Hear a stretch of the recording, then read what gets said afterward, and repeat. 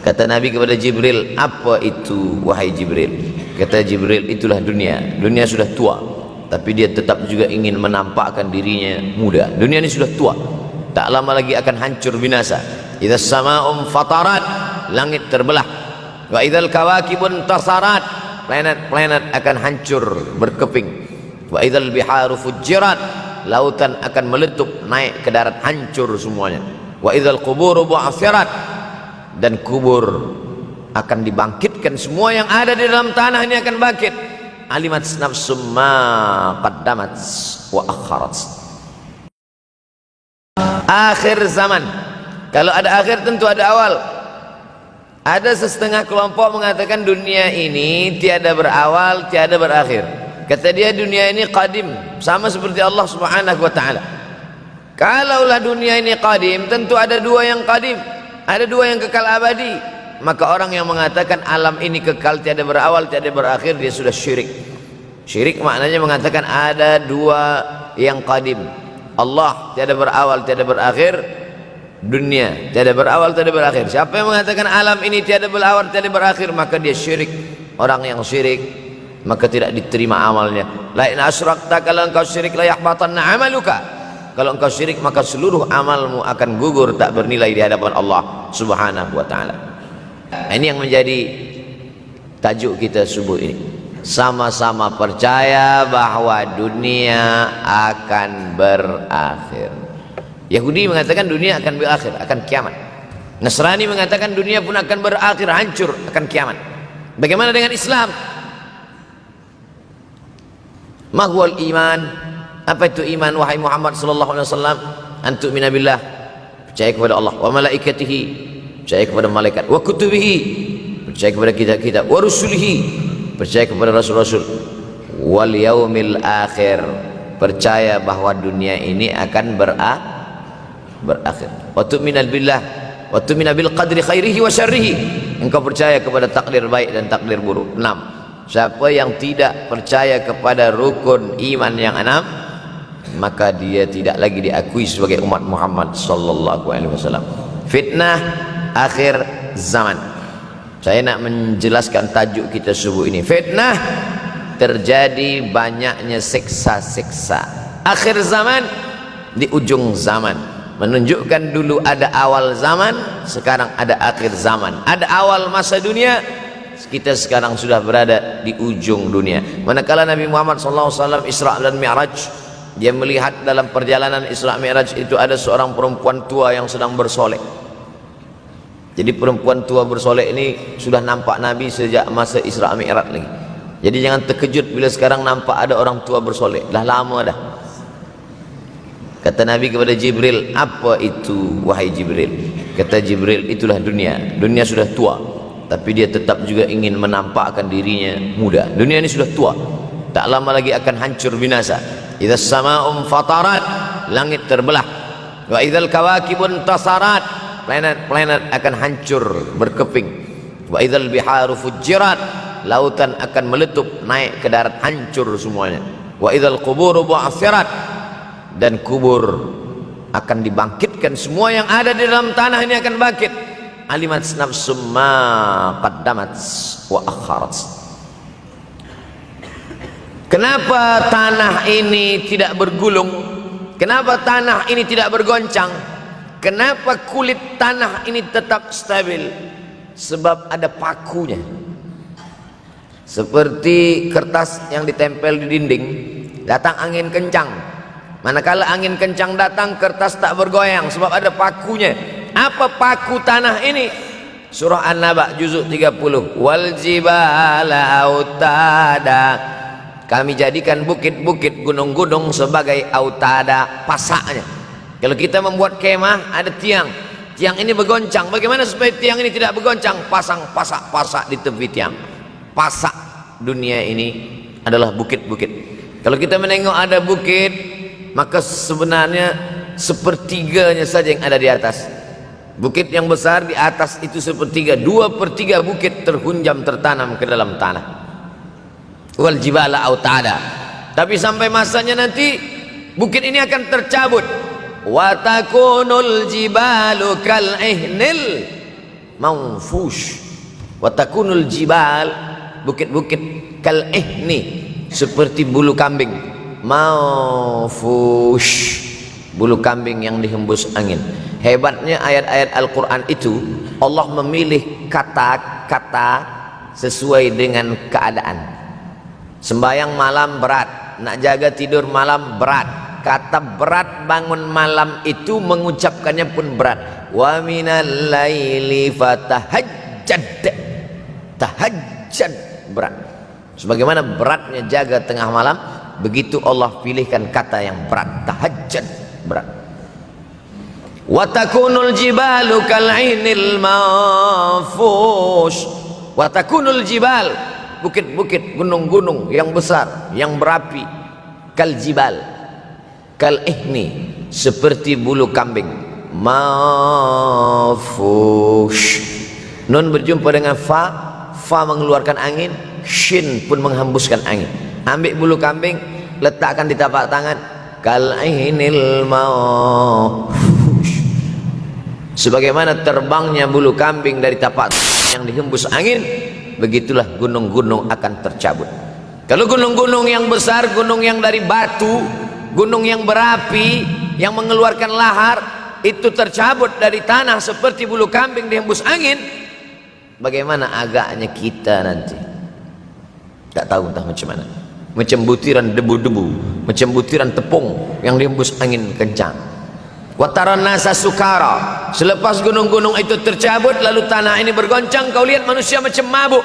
Wataran nasa sukara, kau pandang manusia macam mabuk. Wa mahum bisukara, mereka tidak mabuk. Mereka berjalan bergoncang bukan kerana mabuk, walakin azaballahi syadid, kerana azab Allah itu amat sangat kuat. Oleh sebab itu dianjurkan membaca tafsir juzuk 30 Syekh Muhammad Abduh, tafsir Al-Munir, tafsir Al-Manar yang ditulis oleh muridnya. Dia bagi tazkirah saja, dia tak ada menulis, tapi kemudian muridnya Rashid Ridha menulis, itulah dia tafsir Al-Manar. Dia tidak memulai tafsir dari juzuk 1 Al-Baqarah, tapi dia mulakan juzuk 30. Sebab apa? Sebab mengkaji juzuk 30, amma yatasaalun 'anil naba'il 'azim alladhi hum fi mukhtalifun kalla saya'lamun, bercerita tentang hari kiamat. Orang kalau sudah bercerita tentang hari kiamat, datang rasa takut, datang rasa cemas, datang rasa khawatir, kita akan mati, dunia akan binasa, apa yang akan kita bawa? Selepas dia mengkaji juzuk 30, datanglah semangatnya, khusyuklah dia solat, datang semangatnya beribadah, datang hilang rasa cinta harta, dia akan berwakaf, berinfak, bersedekah. Maka fitnah akhir zaman ini perlu dikaji selalu supaya kita mendatangkan khusyuk dalam hati, takut dalam hati, ridha menerima keputusan Allah Subhanahu wa taala. Fitnah akhir zaman. Hadis yang saya pilih diambil dari kitab Sahih Al-Bukhari. Pendek saja, Sahih Al-Bukhari, tapi sebenarnya judul kitab ini panjang. Al-Jami' As-Sahih Al-Musnad Al-Mukhtasar min umuri Rasulullah SAW wa sunanihi wa ayyami. 7. Disebut dia Al-Jami' kerana dia mencakup 3 aspek: akidah, ibadah, akhlak. Al-Musnad kerana hadis-hadisnya bersanad dari Imam Al-Bukhari sampai ke Nabi Muhammad SAW, ada silsilah. Al-Mukhtasar kerana dia ringkasan, 7.275 hadis sahaja, padahal hadis Nabi banyak, maka dia ringkaskan, dia kecilkan menjadi 7.275 hadis. Min umuri Rasulullah, semua perkara-perkara Rasulullah, wa sunanihi, kebiasaan-kebiasaan Rasulullah, wa ayyami, hari-hari kehidupan Rasulullah SAW. Disebut Sahih Al-Bukhari.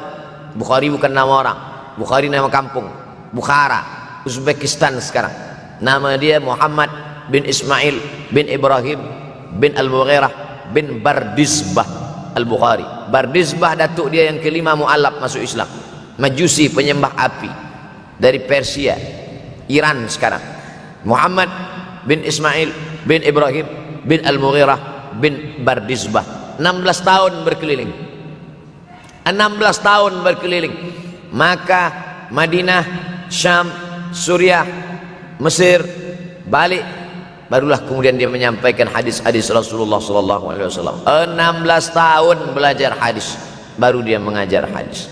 Kita sekarang 16 kali masuk, itu pun ada 2-3 kali tak datang sebab jam. Selepas itu nak mencuba mengajar hadis dan berkata, kalau Bukhari mengajar hadis, aku pun boleh mengajar hadis.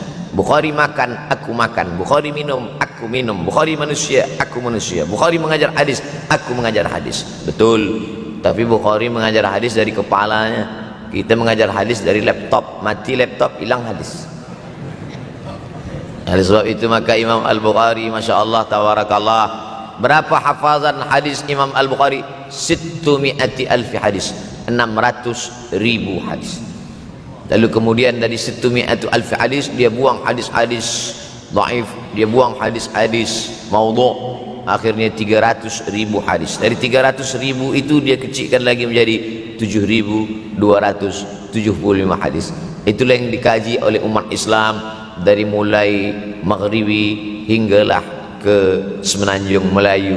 Mudah-mudahan anak cucu kita ada yang menghafaz dan mengajarkan hadis-hadis Sahih Al-Bukhari, insyaallah. Diambil dari kita, diambil dari bab zuhurul fitan. Zuhur muncul, tampak, datang. Fitan jamak dari kata fitnah. Fitnah 1, 2 fitnatan, 3 fitan. Diriwayatkan dari as-sahabi al-jalil, sahabat yang mulia bernama Abdurrahman, ayahnya Sakhar, kampungnya Dus. Nama lengkapnya Abdurrahman bin Sakhar ad-Dusi. Kerana selalu membawa kucing dipanggil Abu Hurairah. Nabi memanggil dia, ya Abahir, wahai bapak kucing. Ya Abahir, wahai engkau orang yang selalu membawa kucing. Hatinya lembut, tak sampai hati dia menengok ada kucing tak makan, dia bagi makan. Abu Hurairah radhiyallahu anhu. Apa kata Abu Hurairah radhiyallahu anhu? Aku mendengar Nabi SAW bersabda, di antara tanda-tanda dekatnya hari kiamat itu adalah, dalam hadis ini ada 5. Yang pertama, yataqarabuz zaman. Zaman, masa, waktu makin pendek, makin singkat, makin tak terasa. Dulu nampak budak-budak, sekarang sudah jadi mak budak-budak. Dulu nampaknya lama zaman masa ini, sekarang cepat saja. Dari pagi ke petang, petang ke pagi, pagi ke petang, petang ke pagi. Bahkan sekarang ada pula orang yang tak tahu petang, tak tahu pagi. Pagi tidur, petang tidur. Tak terasa saya ini sudah 8 kali datang ke Kuala Lumpur. Awal-awal sekali 2014, 2015, 16, 17, 18, 19, 20. Sudah kali yang ke-7. Saya datang setahun sekali saja, setiap bulan Februari. Bulan Februari datang, rupanya dah yang ke-7 kali bulan Februari. Ini saya bagi tahu supaya kita semua faham. Saya datang bulan Februari, supaya tak datang balik, datang balik, datang balik, datang balik. Sekali datang dari tarikh 2 hingga 9, pusing, pusing, pusing, pusing, balik. Rupanya sudah kali ke-7, ke-8 kali datang menyampaikan tazkirah. Tak terasa. Dulu saya datang kemari belajar di UKM tahun 2003. Sekarang sudah 2020, 17 tahun. Tak terasa. Yataqarabuz zaman. Tanda-tanda kiamat, fitnah akhir zaman sudah dekat adalah yataqarabuz zaman, kata Nabi SAW. Waktu tak terasa. Tak terasa. Tak terasa dah engkau dah datang aja.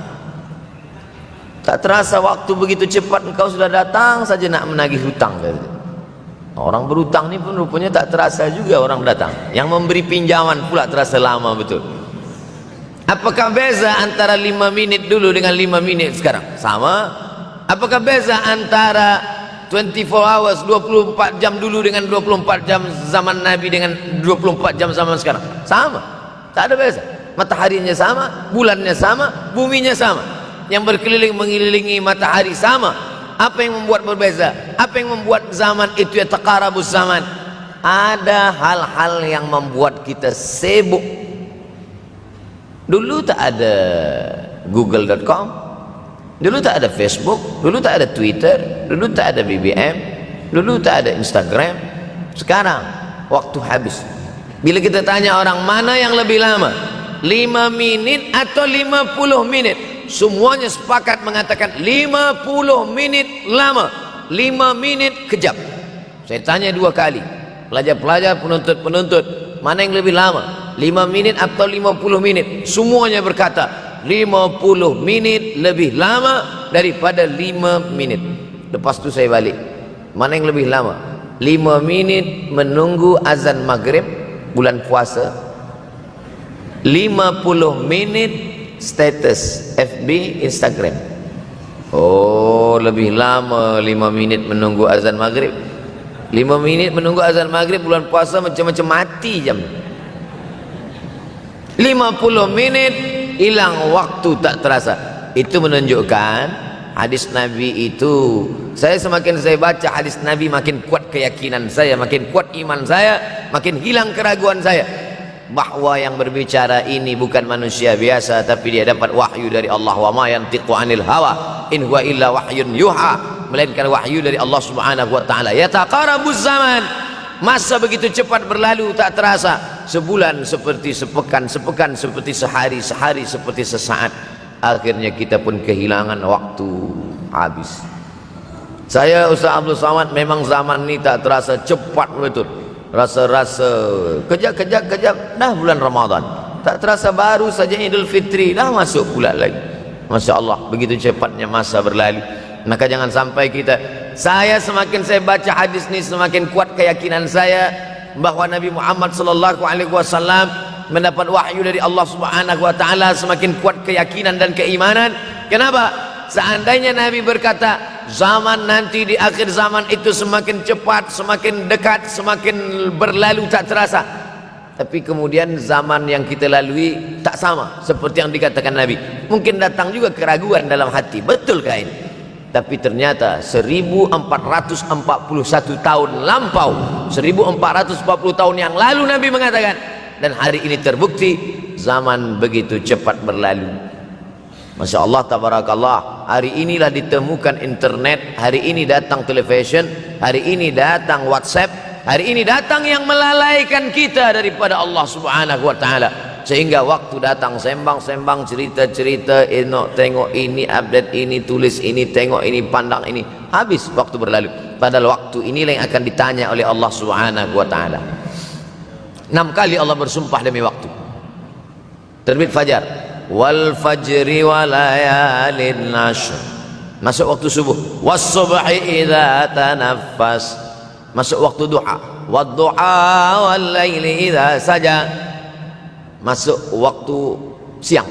Wan nahari idza tajalla, masuk waktu asar. Wal asri innal insana lafi khusr, masuk waktu malam. 2 kali Allah bersumpah demi waktu malam.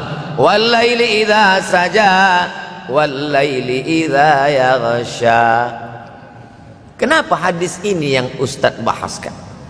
Kami nak mendengar hadis tentang Dajjal dah lahir atau belum? Dajjal dah hadir. Mana bukti Dajjal dah hadir? Kurma bisan tidak lagi berbuah. Bila kurma bisan tidak berbuah, Dajjal dah nak datang. Kurma bisan sekarang sudah berkurang, tak berbuah. Lalu kemudian apa lagi? Ain Zughar, mata air dari Ain Zughar sudah kering, sudah kering. Oleh sebab itu, tapi manakala dulu datang Habib Umar bin Hafiz, saya hadir majelis itu, adalah seorang bertanya, Habib, ya, Imam Mahdi dah lahir atau belum? Saya tengok Habib menjawab, sepertinya dia macam tak suka pertanyaan itu. Kata dia, kita tak perlu mencari-cari dia dah lahir atau belum, kampung dia di mana, dia lahir di hospital mana, dia tak perlu. Yang perlu kita siapkan adalah iman dan takwa pengetahuan kita, supaya kita jangan sampai terkecoh, supaya kita boleh membezakan mana hak, mana batil, mana betul, mana salah, mana lurus, mana bengkok, mana hitam, mana putih. Sehingga dengan istiqomahnya kita beribadah ini, kita boleh membezakan mana Al-Masih yang original, yang asli, mana Al-Masih Ad-Dajjal. Makanya tadi sebelum salam kita berkata, Allahumma inni a'udzubika min azabi jahannam, wa min azabil qabri, wa min fitnatil mahya wal mamat, wa min syarri fitnatil masihid Dajjal. Membaca, menghafaz 10 ayat di awal surah Al-Kahfi. Siapa yang menghafaz 10 awal ayat, hadis lain mengatakan 10 akhir, 10 awal 10 akhir, elok dua-duanya. Tapi Masya Allah, tabarakallah, anak-anak kita yang pakai jubah, pakai sorban putih ini daripada tahfiz Quran. Mereka tidak hanya menghafaz 10 awal 10 ujung, dari awal sampai ujung dia hafaz. 30 juzuk dia hafaz. Mudah-mudahan anak-anak kita penghafaz Al-Quran.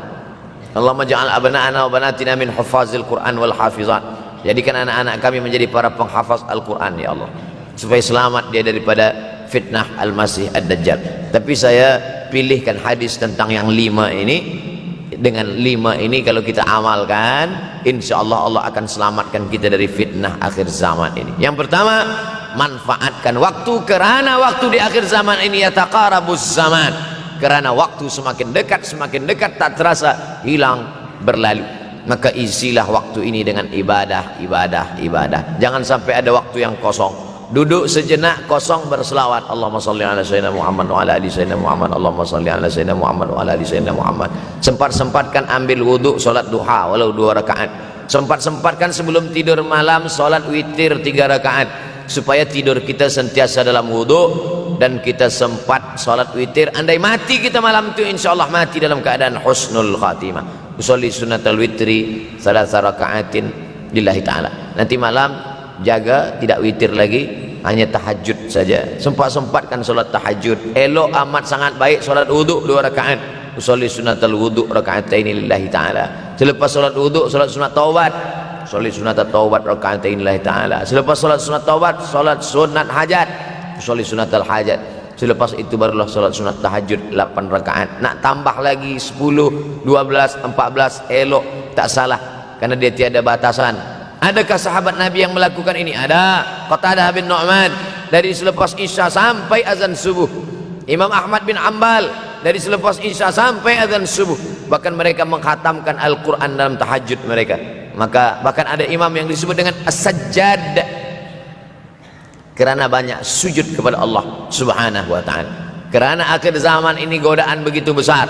Dulu orang tengah malam tahajud, jam 2 malam, jam 3 malam dia bangun, karena dia membaca hadis sab'atun yudhilluhumullah. Ada 7 golongan yang mendapatkan naungan Allah. Yauma la dhilla illa dhilluh. Hari itu tak ada naungan kecuali naungan Allah. Rajulun, ada seseorang, zakarallah, dia berzikir mengingat Allah, khalian, di tengah malam tak ada manusia. Fafadat ainahu, menetes air mata.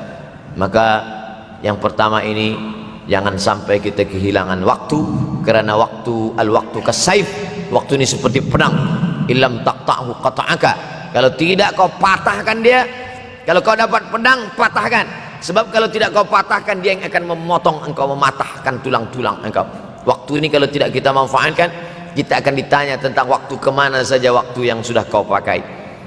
Inna sam'a, pendengaran, wal basar, penglihatan, wal fuad, hati, kullu ulaika kana anhu mas'ula.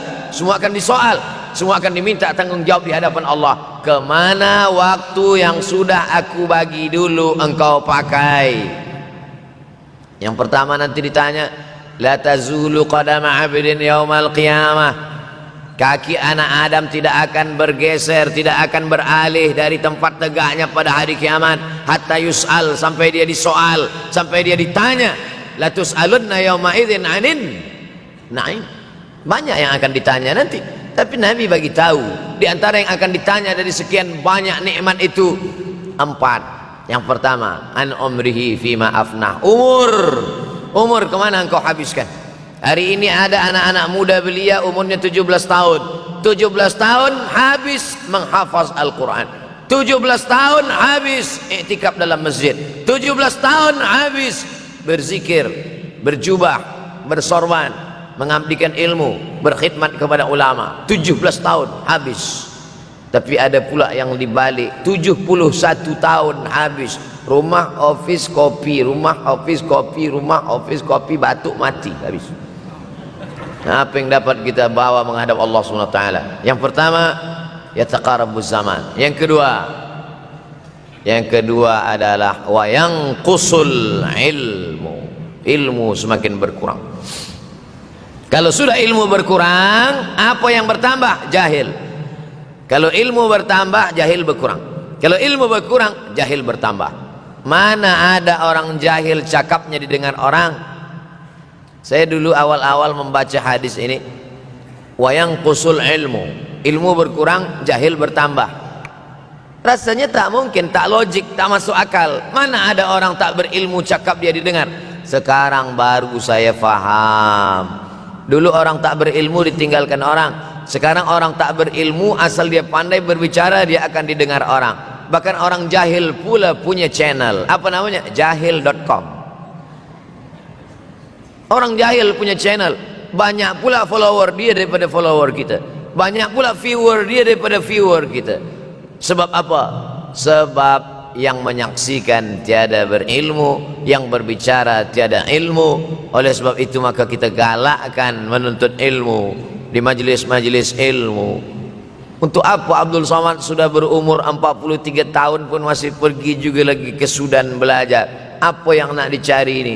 Tak lain tak bukan, mudah-mudahan kita termasuk orang yang sampai akhir hidupnya mencari ilmu, insyaallah. Saya datang kemari bukan niat mengajarkan ilmu.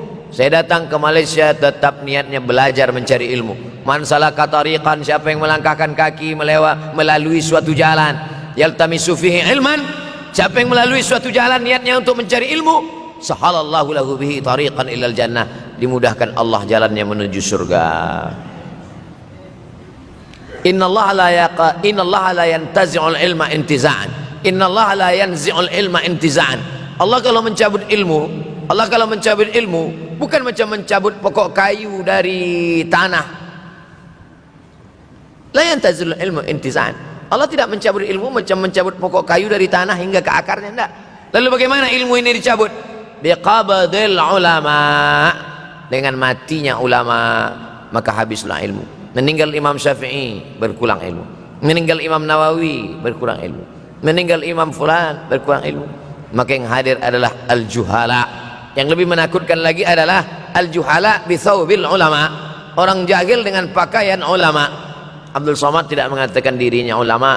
Saya selalunya membacakan ayat Quran, membacakan hadis Nabi, menyampaikan fatwa ulama. Tak pernah saya berceramah, bertausiah. Menurut saya, siapa saya? Siapa kita? Syafi'i manusia, saya manusia. Syafi'i boleh berfatwa, saya juga boleh berfatwa. Imam Syafi'i berfatwa Al-Quran 30 juzuk dalam kepala dia. Kita juzuk 30 pun kadang-kadang hilang. Imam Syafi'i balik dari masjid ke rumah dia tutup telinga. Datang orang bertanya, Syafi'i, ya, kenapa engkau tutup telinga? Sebab bila aku dengar dari masjid ke rumah, semua yang aku dengar masuk tu semua aku ingat. Aku takut dia ingat di dalam, maka aku tutup. Kita yang saya sampaikan tadi pun tak ingat. Oh, Ustaz mengejek kami, enggak. Jangankan yang mendengarkan, yang bercakap pun tak ingat. Nasib baik datang orang Jepun mengingatkan kita. Nah, ini nama dia Sony. Manusia ini lupa. Oleh sebab itu maka yang kedua, akhir zaman, wa yanqusul ilmu makin kurang. Maka bersyukur anak-anak yang dimasukkan ke rumah tahfiz. Kalau ada rumah tahfiz di kampung biasa, kalau ada rumah tahfiz di desa, dusun biasa, tapi ada tahfiz di tengah kota besar Kuala Lumpur, masih ada lagi rumah tahfiz Quran. Siapa yang mewakafkan rumah tahfiz? Siapa yang memberikan beras? Siapa yang memberikan duit? Siapa yang memberikan belanja? Siapa yang mengirimkan ustaz? Masya Allah, tabarakallah. Maka ini semua mudah-mudahan kita istiqamah semuanya insyaallah. Supaya apa? Supaya lahirlah anak-anak kita yang alim, berilmu. Karena ini makin banyak orang jahil, alftau bi ghairi ilmin, memberikan tazkirah, fatwa tanpa ilmu. Dhalla wa adalla, dhallu wa adallu, sesat, menyesatkan. Kalau setakat sesat saja, ini sudahlah sesat, menyesatkan. Na'udzubillah. Masuk yang ketiga. Yang ketiga adalah wa yanqusul ilmu, setelah habisnya ilmu ini semua dicabut oleh Allah Subhanahu wa taala. Lalu kemudian setelah ilmu dicabut Allah Subhanahu wa taala, wa yulqas syuh. Wa may yuqas sin dengan hak kecil. Wa may yuqas nafsihi fa ulaika humul muflihun. Siapa yang selamat daripada sifat syuh, itulah orang yang beruntung. Hayya 'alal falah, mari kita menuju keberuntungan, kemenangan. Siapa orang yang menang? Selamat daripada sifat syuh. Ada orang menerjemahkan syuh ini pelit, bakhil. bakhil ada yang lebih parah daripada bakhil. Syuh. Bakhil ini, bakhil tidak ingin memberikan uangnya untuk orang lain. Itu bakhil. Dia ada uang 10 ringgit, uang itu hanya dia makan saja, dia tak mau walaupun setengah sen kepada orang lain. Itu namanya bakhil. Kalau syuh ini, duit dia simpan, duit orang pula dia makan. Nah, itu syuh. Jadi lebih parah lagi. Oleh sebab itu, kalau sudah ilmu ini dicabut, orang menjadi jahil, maka datang penyakit syuh yang ketiga. Apa itu syuh? Hubbud dunya, hubbul mal, wa tuhibbul mala hubban jamma. Engkau sayang kepada harta amat sangat sayang. Dia pegang semuanya sampai tak meleleh, tak menetes walaupun satu tetes. Akhirnya mereka inilah pendusta-pendusta agama. Ara'aital ladzi yukadzibu biddin. Tahukah kamu siapa itu yang mendustakan agama? Fadzalikal ladzi yad'ul yatim. Mereka itu yang membiarkan anak yatim. Wala yahuddu ala ta'amil miskin. Dia tidak mempedulikan makanan orang miskin. Sebab apa? Bukan sebab tak ada harta, sebab syuh. Kenapa syuh? Sebab tak ada ilmu. Tak ada ilmu tentang akhirat. Dia pegang, dia simpan, mati, habis. Yang dia bawa hanyalah 1, 2, 3 helai kain kafan saja. Itulah mengapa Sultan Turki, Sultan Muhammad Al-Fatih, Sultan Abdul Hamid, coba tengok gambar Sultan Muhammad Al-Fatih, Sultan Abdul Hamid Turki dulu. Sorban dia besar-besar. Saya dulu terkejut, lama saya tengok, kenapa sorban orang Turki ini besar-besar. Lama-lama saya baca, rupanya sorban orang Turki itu kain kafan. Tuan-tuan balik dari sini beli kain kafan 2 meter, ikatkan kepala, bawa sembahyang supaya ingat mati. Bolehkah menyiapkan kain kafan? Baca kitab Tanbihul Mughtarrin, peringatan bagi orang-orang yang tertipu. Di situ ditunjukkan banyak ulama, bahkan mereka menggali tanah di dalam rumahnya. Malam-malam dia tahajud, selepas tahajud dia duduk di dalam tanah itu supaya terasa bagaimana rasanya mati. Gali tanah 2 meter, masuk ke dalam. Tapi kalau nak buat itu kita saja dengan Allah. Jangan pula, banyak juga orang sekarang udah gali tanah masuk ke dalam, streaming pula. Hai guys, nak rasakan mata, mana boleh terasa. Kita saja masuk ke dalam, rasakan macam mana rasa. Sebab kalau cakap saja, marilah kita ingat mati, takutlah kita pada mati, kita tak tahu bagaimana rasa mati. Kalau nak merasakan bagaimana harus mati, nanti kalau ada orang mati meninggal dunia, masuk kita ke dalam, kita sambut jenazah, kita letakkan, kita duduk, rasakan. Ketika Fatimah meninggal, Fatimah mak Sayyidina Ali meninggal, Nabi masuk ke liang lahat. Masuk Nabi ke liang lahat, Nabi berdoa di dalam. Ketika Utsman bin Maz'un meninggal, Nabi masuk ke dalam, Nabi pegang jenazah Utsman bin Maz'un, meleleh air mata Nabi turun ke misai, turun ke janggutnya, turun menetes sampai ke bawah. Merasakan bagaimana rasanya di dalam. Dulu saya pernah berjumpa dengan seorang pemuda, telinga dia pakai anting subang, lalu kemudian saya tengok banyak tato dia. Saya tanya, macam mana cerita awak bertaubat dulu? Mak saya meninggal, Ustaz Abdul Somad. Lepas tu saya tegak di tepi kubur. Macam mana ada yang menolak saya dari belakang, masuk saya ke dalam. Masa masuk itulah terasa sejuk di kaki, datang rasa takut saya. Makanya kalau ada orang yang sudah kita bagi tazkirah, bagi nasihat tak juga, nanti ada orang meninggal, bawa dia agak dekat, senggolkan sikit, jatuh. Gitu caranya supaya kita terasa mati ini, supaya apa? Hilangkan penyakit syuh, cinta harta, takut mati, dan membuat kita menjadi bakhil, pelit, na'udzubillah. Yang keempat, wa tazharul fitan. Ini yang terkait dengan tajuk kita yang keempat, wa tazharul fitan. Banyaklah fitnah, siksa.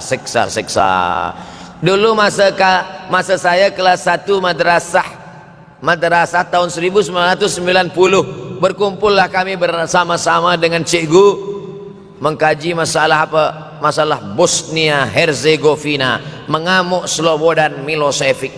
menghancurkan umat Islam di Bosnia. Sampai ada yang meminta fatwa kepada Syekh Yusuf Al-Qaradawi, bolehkah perempuan yang perempuan Bosnia yang dirogol tentara Serbia hamil, bolehkah dia menggugurkan anaknya? Kata Syekh Yusuf Qaradawi, tak boleh. Maka dia biarkan saja anak itu lahir dan dia tidak dianggap berdosa karena ini sudah takdir Allah SWT. Bagaimana mereka dibunuh? Maka makin banyaklah. Selepas Bosnia datang pula yang terjadi di Rohingya, di Uighur. Umat Islam berkumpullah presiden-presiden negeri Islam di Kuala Lumpur. Erdogan datang, kumpul semuanya membahas bagaimana nak menolong Muslim Uighur. Rupanya umat Islam pun tak sanggup nak menolong. Apa yang boleh dilakukan di Uighur? Berdoalah umat Islam. Rupanya Allah kalau mau menolong mudah saja. Mudah saja Allah menolong. Tidak datang rudal skat, tidak datang tentara, tidak datang senjata, cukup datang corona, selesai. Allah Subhanahu wa taala, wa makaru wa makarallah. Mereka membuat tipu daya, Allah balas dengan tipu daya yang lain. In tansurullah, kalau kau tolong, ittaqu da'watal mazlum, takutlah kamu terhadap doa orang-orang yang teraniaya. Fa innahu laisa bainahu wa bainallahi hijab, karena di antara dia dengan Allah tak ada hijab sama sekali. Wa yakthurul wa tazharul fitan, banyaklah fitnah. Yang terakhir, yang kelima, wa yakthurul haraj. Wa yakthurul haraj, banyak terjadi haraj, kata Nabi. Sahabat pun bertanya, ya Rasulullah, wa mal haraj, apa haraj itu ya Rasulullah? Kata Nabi SAW, al haraj al qatlu, nanti di akhir zaman itu akan banyak pembunuhan. Dulu pun banyak juga pembunuhan, tapi tak banyak sekarang. Pembunuhan di Palestina sampai sekarang tak berakhir. Pembunuhan Rohingya tak berakhir. Pembunuhan di Uighur, pembunuhan. Dulu imam-imam masjid, imam salat tarawih dulu di Masjidil Haram, Allahumma ansuril Islam wal muslimina fi Palestin. Dulu satu aja. Selepas itu bertambah, Allahumma ansuril Islam wal muslimina fi Palestin wa Suriah. Selepas itu bertambah lagi, Allahumma ansuril Islam wal muslimina fi Palestin wa Suriah wal Yaman. Selepas itu bertambah wa Uighur wa, akhirnya wa fi kulli makan. Semakin bertambah. Oleh sebab itu maka ini diantara fitnah akhir zaman. Man lam yahtam bi amril muslimin falaysa minhum. Selepas kita kaji hadis ini, apa tujuan kita? Tujuan kita semakin menguatkan keyakinan, banyak-banyak beribadah, nasihatkan anak menantu, sahabat, jiran, tetangga supaya semakin istiqamah menjalankan syariat, rajin-rajin sholat berjamaah, banyak-banyak berzikir, khatamkan Al-Quran, banyak-banyak berinfak, banyak-banyak bersedekah. Andai mati kita, insya Allah mati dalam keadaan husnul. Salamullah ala Taha Rasulillah.